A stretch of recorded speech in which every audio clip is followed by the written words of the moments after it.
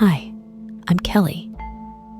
Tonight, I've got 2 chilling true stories from night shift security guards in Taiwan. My name is Sean. Back in 2019, I worked the night shift at a high-end apartment complex in Kingshui, Taichung. I've always been a little sensitive to the supernatural. I've had my fair share of ghostly experiences, even gone exploring a few haunted places myself. But this one night still gives me goosebumps. That night, I was doing the usual 12-hour shift, from 7 p.m. to 7 a.m. We patrolled 4 times a night: 10 p.m., midnight, 2 a.m., and 4 a.m. Because of a pileup of deliveries, I started my 10 p.m. round a bit late. I grabbed the keys, access card, and my phone, and headed to the rooftop to check the utility room and water tanks. These areas are always locked, and only the security desk has the keys.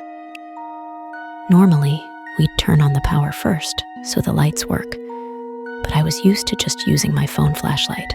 It was about 10:30 p.m. I opened the rooftop door, climbed the stairs, scanned the QR codes. Everything was routine. The machinery room was stuffy and windowless. I did a quick sweep, ready to head back down, when suddenly, a chill swept down my spine. My whole back broke out in goosebumps. Then, I heard whispers behind me. Multiple voices, men and women, murmuring softly. It sounded really close. I froze. I was sure the door was locked. No one should have been up there, and I hadn't turned on the lights.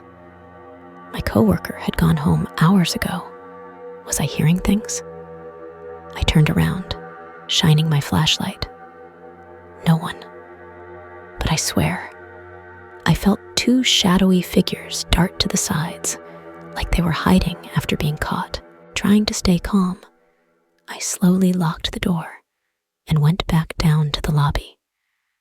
I thought that would be the end of it. But just as I sat down to eat a late-night snack, the internal phone rang. No floor, no unit number, no caller ID at all. I picked up, thinking maybe a resident needed help. Hello? Hello?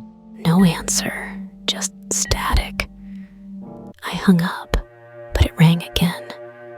Same thing. It happened 3 or 4 times. Finally, I lost it. Is this funny to you? If you need something, just say it. No response.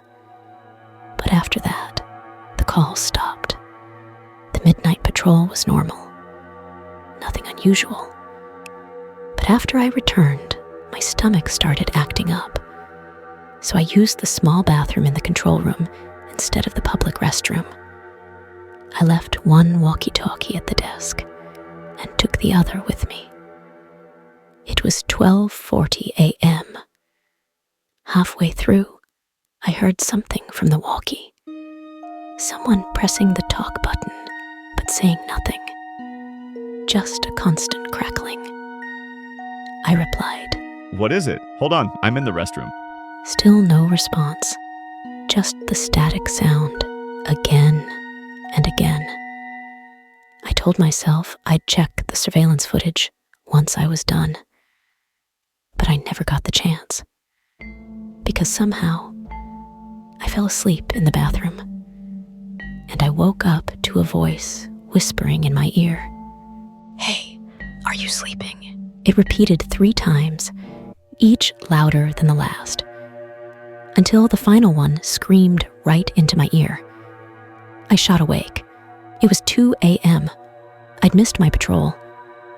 At first, I thought it might have been a resident using the intercom.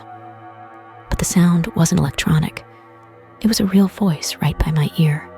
I rushed out and checked all the surveillance footage. No one had come near. I still remember everything from that night vividly. I'm Jay, and I work night shifts in an old office building. It's almost 30 years old, and the basement is damp and creepy. Hardly anyone goes down there except me during my patrols. After checking B2, I always head to B3 to snap a photo of the storage area for records. But lately, something strange keeps happening. Around 3:30 a.m., I keep seeing a child on the B3 hallway surveillance footage, squatting near the storage room, playing what looks like hopscotch. Yes, hopscotch. The kind with chalk squares numbered 1 to 7. But the floor is tiled. Nothing should be drawn on it. I've checked in person, completely clean. Still, in the footage, the kid jumps square by square, and the moment they land on box 7, they disappear. No glitches, no lag, just gone. At first, I thought it was a prank or some delay in the feed, but the timing is too exact. Every night, 3:30 a.m. sharp.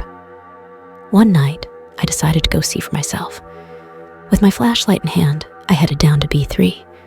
It smelled musty, like wet walls. Just a few steps in, I heard footsteps, light, playful taps. I turned the corner, no one. But then I looked down. There were pink shoe prints on the floor, like someone had just been hopping in front of me. I didn't dare stay long. I took a quick picture and bolted. Back at the front desk, I reviewed the patrol photo I had just taken. And there was an extra photo, a low-angle shot, as if someone crouched behind me and took it. In it, I'm standing in the hallway, facing away, and behind me, in the 7th square, is a blurry shadow of a child. Later, I asked the old guard about it. He sighed and said, "Long ago, a mother and her son hid down there running from debt collectors. One day she left to grab something and never came back. The boy kept playing, jumping around, until he vanished too." I asked. Which floor were they from? He replied, "This building never had any children registered." and that's it for today's stories. Creepy, right? Do you believe some people just never leave a place? Which part gave you the worst chills? Leave a comment and let me know. This is Kelly. See you there. Like the story? Want more creepy tales like this?